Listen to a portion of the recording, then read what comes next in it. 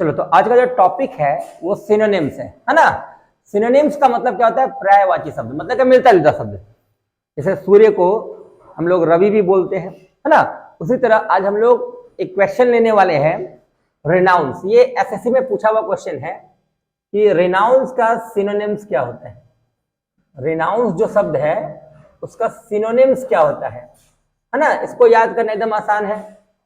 इसमें नाउन है और नाउन के पहले क्या लग गया है? री, मतलब दोबारा, रिप्ले, रिवीजन। तो री नाउन और इसमें क्या लगा दिए? सीई, तो रिनाउंस।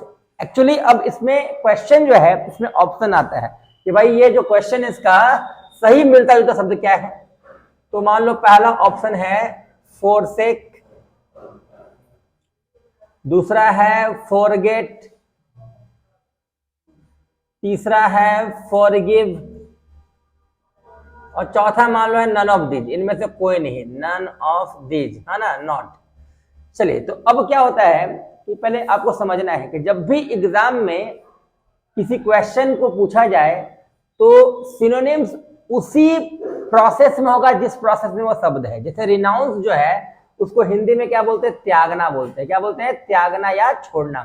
तो भाई त्यागना और छोड़ना एक वर्ब है, तो वर्ब का आंसर वर्ब ही होगा। और ध्यान दीजिएगा यहाँ तीनों का तीनों जो शब्द है वो वर्बी है।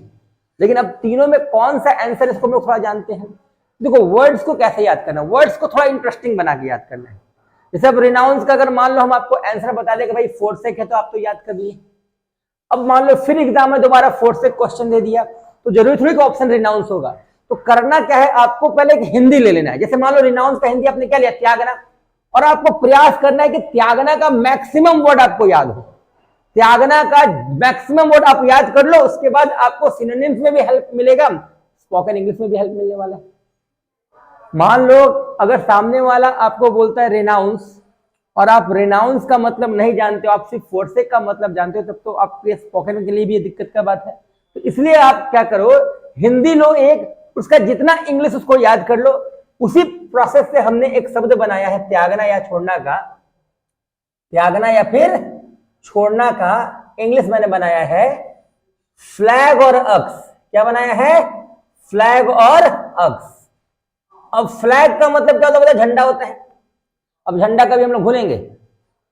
मतलब कुछ कुछ शब्द ऐसा होता है जो हमारे दिमाग में प्रिंट किया गया है, मतलब इसको कोई निकाल नहीं सकता है।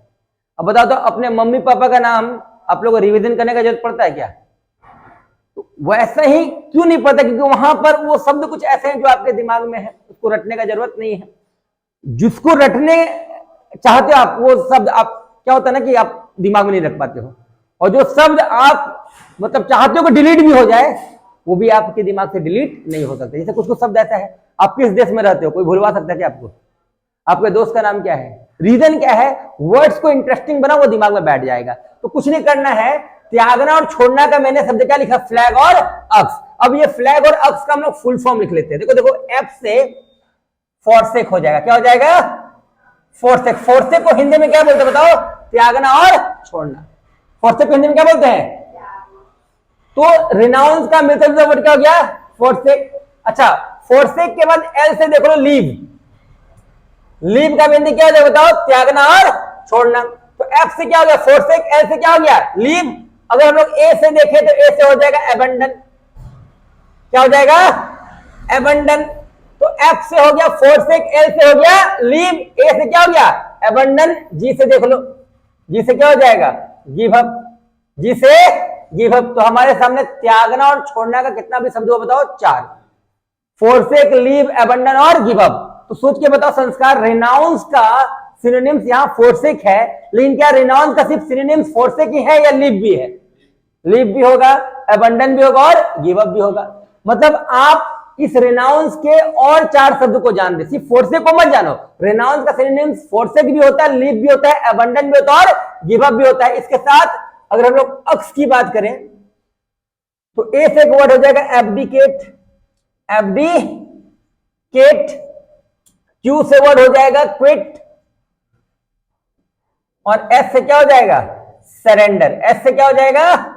सरेंडर। तो ध्यान देना है, अभी आपके सामने रिनाउंस का सिनोनिम्स कितना हो गया? काउंट करो। रिनाउंस का सिर्फ सिनोनिम्स हो गया 1 2 3 4 5 6 7। तो सिर्फ रिनाउंस का 7 सिनोनिम्स नहीं हुआ है, फोर्सेक का भी सिनोनिम्स कितना हुआ बताओ? 7। लीव का भी कितना हुआ? 7। अबंडन का भी कितना हुआ? 7। क्या अबंडन का सिनोनिम्स सिर्फ रिनाउंस होगा क्या? अबंडन का सिनोनिम्स फोर्सेक भी होगा, लीव भी होगा, है ना, गिव अप भी होगा, एब्डिकेट भी होगा, क्विट भी होगा और सरेंडर भी होगा। तो आज के बाद अगर हम कभी भी आपसे पूछे त्यागना और छोड़ना, नो डाउट त्यागना और छोड़ना का इंग्लिश क्या होता है? रेनाउंस होता है, लेकिन त्यागना और छोड़ना का मेरे डिक्शनरी में एक वर्ड क्या हो जाएगा? फ्लैग और अक्स। फ्लैग और उसमें एफ से क्या होगा बताओ? फोर्सेक, एल से लीव, ए से एबंडन, जी से फिर ए से एब्डिकेट, क्यू से क्विट और एस से सरेंडर। तो आप सेंटेंस को खूबसूरत बनाने के लिए आप चाहो तो 7-8 शब्द इस्तेमाल करो।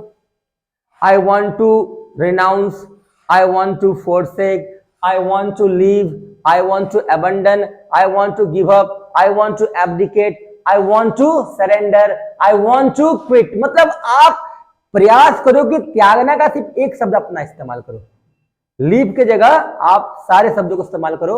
और त्यागना और छोड़ना का वर्ड्स याद करने का सिंपल तरीका क्या है बताओ? फ्लैग और अक्स। फ्लैग और उसकी परछाई, झंडा और उसकी परछाई। अब झंडा का स्पेलिंग कोई भुलवा सकता है क्या?